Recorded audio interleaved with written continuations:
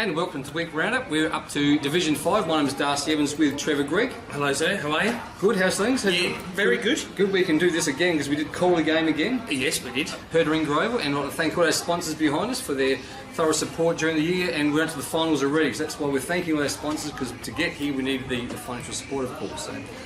So the first time we're up to Division 5, the elimination final was Lockleys versus Blackfriars, and again we set some heartbreak for Blackfriars, done by 3 points at the end of the day. So it was Lockleys was 14-13-97 to Blackfriars 13-60-94. So heartbreak again for another club, which we just saw one in Division 6 as well. Yeah, that one was by the point for Paulie.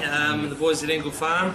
Generally speaking, I've had a little bit of an insight into this game, and good. Yep. That's it's.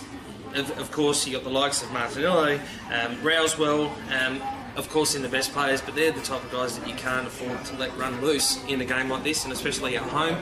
Massive crowd at Lockleys Oval on the weekend, and they believe that they should be able to attract another crowd like it, so they would have made plenty over the bar. That's good. Which is at this time of year, and especially we'll put it out there because it is Div 5 Darts, missing a game against my football club Rosewater for their Sponsors Day and Heritage Day, I think it might have been, so they were a little bit behind, so it's really good that they've been able to jump back on the horse and make some money. And Lockleys ahead all day? Was it or a close game all day? It was pretty much a close game most of the day from what I was told, and of course what we read about. But generally, the big finals like this, especially big in front of a big crowd, reports and that sort of stuff from the game, you normally shake hands and say thanks very much for the day, but of course that's obviously not good enough for some. So, but yeah, we'll leave that one as it is. Yeah. So after the game, it's always just shake hands, of course, to move on with it. So Blackfriars goal kickers Luliano with 2, Valenti with 2, Hillman with 2, Sandicott with 2, and individuals to 4 or 5 other players. It did spread around a bit.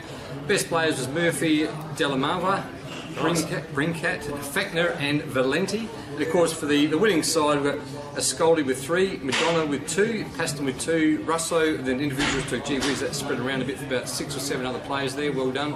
And the best players Roswell, Pavic, DeTulio, Martinello and Woolston. And Brincat in fine form again this week, sitting at the bar with his socks on in thongs. And stayed a while too, like he did with us after the game on the 16th of July. Hung around for a long time. Loves to get on the cans in the opposition change room, whether or not that is to get the monetary value of his services up for the following year. But yeah, I got a couple of picture messages and so on Saturday saying, check this bloke out, look at this guy, and all this sort of stuff. So good work, clubs mate. do need a bit of cash injection. Bring them up and say, look, come to the bar, have a few beers and have more beers. Even if you're not playing, just get the big cat there. So no, very good work, Mr. Brincat. And then we've got the qualifying final. This was big winners for Smithfield, actually massive winners in the final. We think maybe a bit close, especially for qualifying final.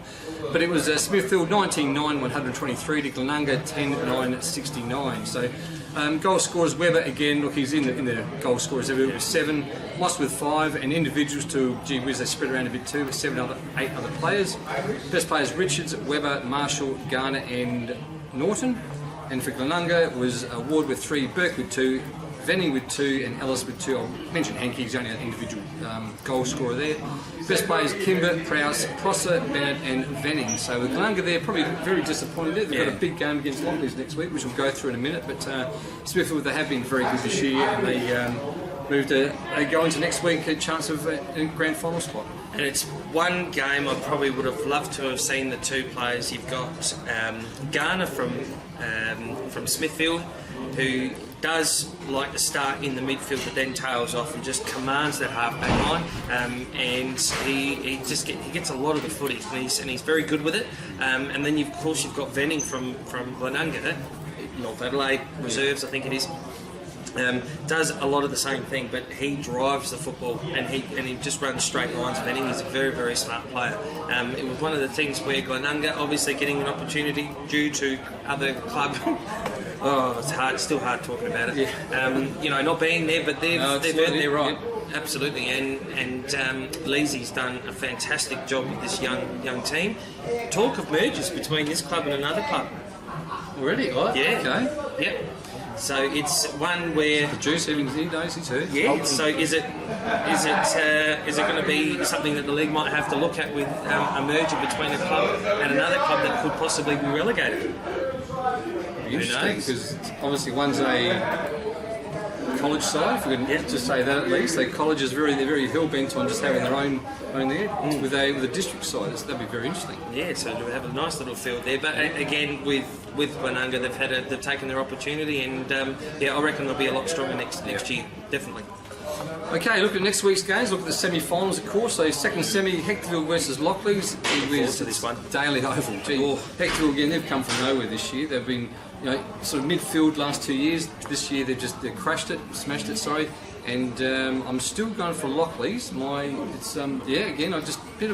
Lockleys have been, I think, all year, just being very consistent all year. A few weeks they've obviously haven't done that well in the last few weeks, but I think just coming to the finals, especially last week's game, I think they're going to do very well against Hectorville.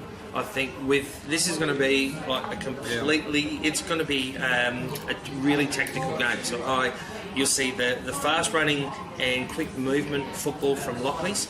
Then you'll see the press and the absolute flood from Hectorville. So it's going to determine who's going to be obviously up. So what we did at Rosewater to help Lockleys out, I suppose, is we didn't allow the extra player to be just sitting in the hole.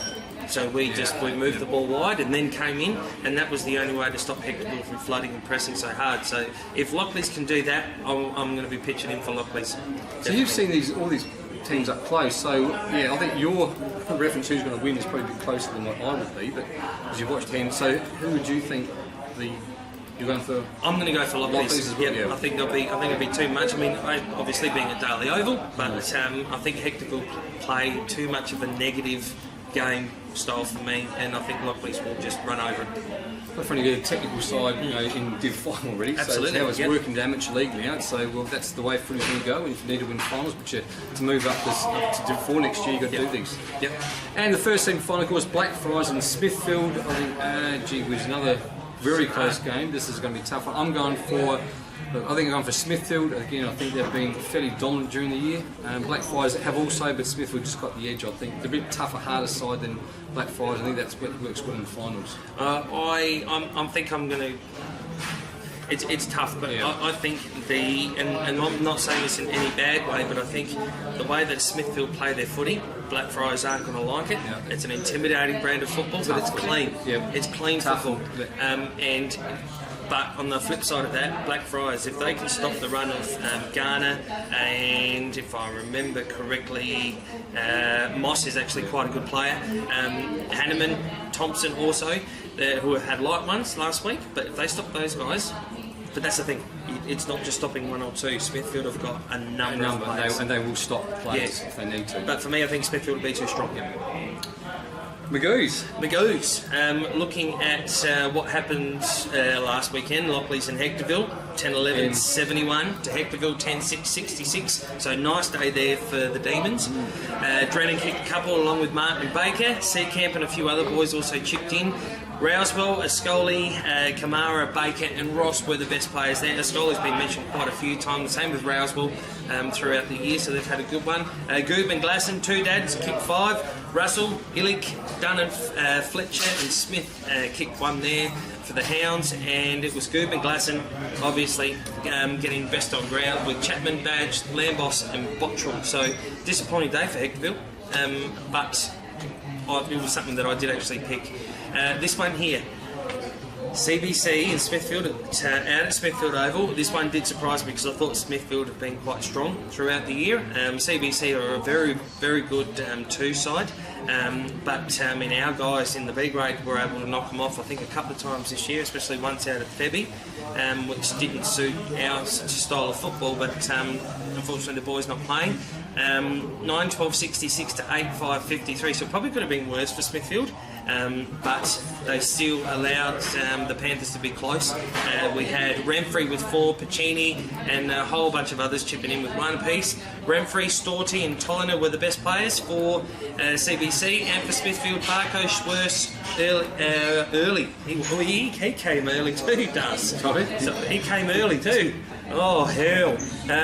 Coulson, Ely, Partridge, Francis, Pryder and Gray were the better players there for Smithfield. So that's disappointing, but they get another crack at Joe it. Hanson, the player, in relation to Joe Hanson from Teacher Going, or no, Salisbury North, sorry. Is it Joe Hanson? It's I'm not a sure. pretty unusual name, so that's okay. Well, is it Johansson with double S out at all? Yeah, Salisbury North? No, yeah. Yeah. Might be. Well, there was a Sander Sander Cock. Gravel? No. Yeah, Gravelding. Yeah, you're allowed to say it. Okay. You're allowed to say Gravelding. Yeah, no, we had fun with that one. But again, Smithfield getting another crack at it at Daily Oval against Lockleys on Saturday. I think Smithfield will be reeling, but I don't think they're going to be able to do that against Lockleys this week with Lockleys form. So I think Lockleys in that one, mate. Both of them. East Parklands, my second favourite place in the city. Again, Pulteney and CBC. Now, seeing Pulteney and knowing the side that they've got, mind you, Darcy, the coach says there's nobody eligible in that side that can play A grade. Apparently. I mean, I think this bloke, he's worked with the Port Adelaide Enfield Council over the past few weeks with the weather we've had with all the sandbags, but which is good. Well done. And the East Parklands, in that, I still say Pulteney a bit too good. Far too good. Well, yeah, see, Pulteney, yeah, as I said, the reserves, they're like about to play for, maybe play for the grand final, then the A's are bottom, but that happens, I suppose. Yep.